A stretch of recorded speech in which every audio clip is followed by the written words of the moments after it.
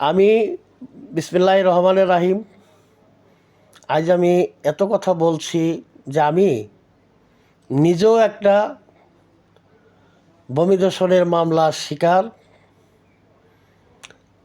ফ্যাসিবাদী সরকার আওয়ামী লীগের সময় আমার 64-13 মামলা, ডিপ্রেশন 333, এখানে সিন্ডিকেট করে ঘোষের দ্বারায় আমার ইজি মামলা, একতরফা মামলাকে প্রথমবার একটা অজুহাত দিয়ে খারিজ করে ডিপ্রেশন করার পরে 333 নং মামলা, এই মামলাটা 42 নিয়ে মামলা ছিল।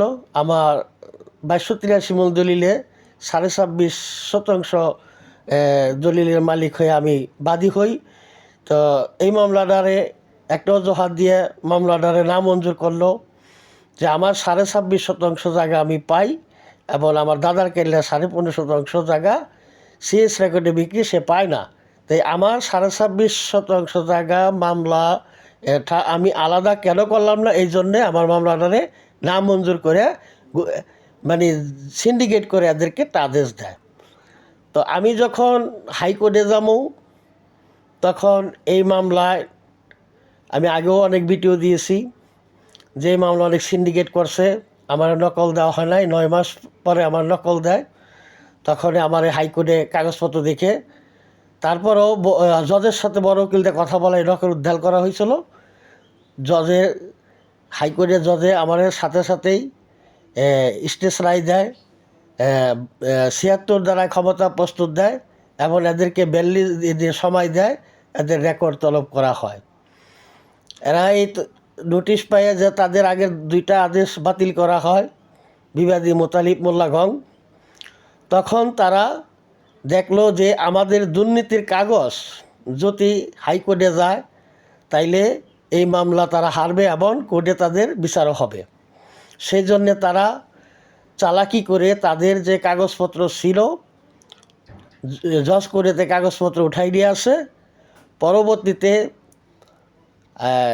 সুপ্রিম কোর্টে রিমান্ড পাঠায়। রিমান্ড পাঠানোর পরে কাগজপত্র 7টা নথিতে 5টা নথি দেওয়া হয়, আর যে 2টা নথিতে দুর্নীতি করা হয়েছে ক ও ম, এই 2টা নথি দেওয়া হয় নাই। এই 2টা নথি না দেওয়ার কারণে মামলাটা শুনানি হচ্ছে না। তো আবার সুপ্রিম কোর্টেতে আবার রিমান্ড দেওয়া হবে এই নথি যাতে উদ্ধার হয়, এই নথি যাতে দেয় জজ কোর্ট হাইকোর্টে। তার জন্যে বাংলাদেশ বিএনপি সরকার আমার যেন সহযোগিতা করে এবং আমি যে ন্যায় বিচার পাই 26,370 দাগে 2283 মিল দলিলে আমি যেন পাই, সেই জন্য পূর্ণ ব্যবস্থা যেন বিএনপি সরকার করে, এই আশা আমার আকাঙ্ক্ষা। যে এতদিনের খাটনির ফল বিএনপির প্রতি, এবং আগেও আমি বিএনপি করছি, এই ভালোবাসা যেন আমার ভিতরে অটল থাকে। সেই জন্যে যাতে এই 2টা নথি যে গোপন করছে ক ও ম, 64-13 মামলা 333, এই নথিপত্র, এই 2টা নথি যেন অতি বিলম্বে এই হাইকোর্টে দেওয়া হয়।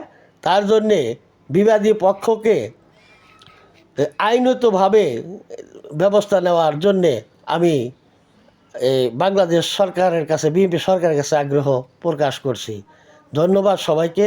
আমার এই ভিডিওটা বেশি বেশি সবাই শেয়ার করে দিবেন। আর এই যেই জায়গাটা নিয়ে আমি কথা বলছি, সিএজে যে দলিলটা তারা দেখাইছিল, এটা সিএজে 2 একর 71 জমিন, এখানে 4টা দাগ হয়েছিল। 4টা দাগের মধ্যে এরা 53% জায়গা যে সোহানবাবু কাছে দলিল করে সিএজে, এটার কোনো নাই, চহুত নাই। আর এই 370 দাগে মাত্র 1 একর 6 জমিন। এর মধ্যে তারা সোহানবাবু ব্যাপারী আরএস রেকর্ড পাইছিল 20% এবং এসএ রেকর্ড পাইছিল 26%। তারা কিভাবে এই 4 ভাগে ধরে বেচতে পারে? তবে এটা এই সিন্ডিকেট যে তারা যে অন্য দাগে হাত দিবে, সুমান ব্যাপারী গুমান ব্যাপারী তাদের অন্য দাগে কাটাইও দেয় নাই, আর আরএসকালীন তারা কোনো রেকর্ড পায়নি। তাদের এই দলিলও এই জজ কোর্টে বাতিল হয়েছিল জাল প্রমাণ হয়েছিল সেই নথিটাই মানে ওইখানে রয়ে গেছে, কিন্তু এই কথাটা তখন উল্লেখ করে নাই।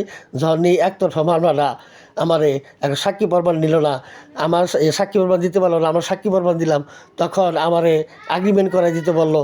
তখন এই নথিটাও এইটাও প্রকাশ নকলে উঠায় নাই যে তাদের দলিল বাতিল করা হয়েছে। ধন্যবাদ সবাইকে। আমার ভালোবাসা রেখে সকলের সুবিধার জন্যে কারো যেন আমার মতো এরকম হয়রানির শিকার না হইতে হয়। আওয়ামী লীগের সময় এই মোতামোল্লারা 3টা মিথ্যা মামলা দিয়া আমাদেরকে হয়রানি করছে, যাতে আমাদেরকে জেলে ঢুকাইয়া তারা জমি দখল করতে পারে। এই জন্য এই ব্যবস্থা তারা করছে, এই কথাটাও বইলা গেলাম। এখন তারা আবার বিএনপি, তাই আমরা বিএনপি শুরু ঠিক করে আছি, ভবিষ্যতে করব, তাদেরকে ভালোবেসে যাব। আমরা এই ভালোবাসা থেকে বঞ্চিত যেন না হয়, সেই ব্যবস্থা যেন আমাদের আমানুল্লাহ আমান সাহেব, সে একজন ভালো লোক, আশা করি তারা কেউ ফুসলাইলেও সে ওইটা কাম দেবে না, সে এটা যাচাই বাছাই করবে। সে আমার আত্মবিশ্বাস, সে আমার এই ভূমি দর্শনের জন্যে কোনো এই এই অর্ডার দিবে না, এবং সে আমার পাওয়ার ব্যবস্থায় করবে, সত্যের পথে সে থাকবে, এটি আমার বিশ্বাস। ধন্যবাদ সবাইকে।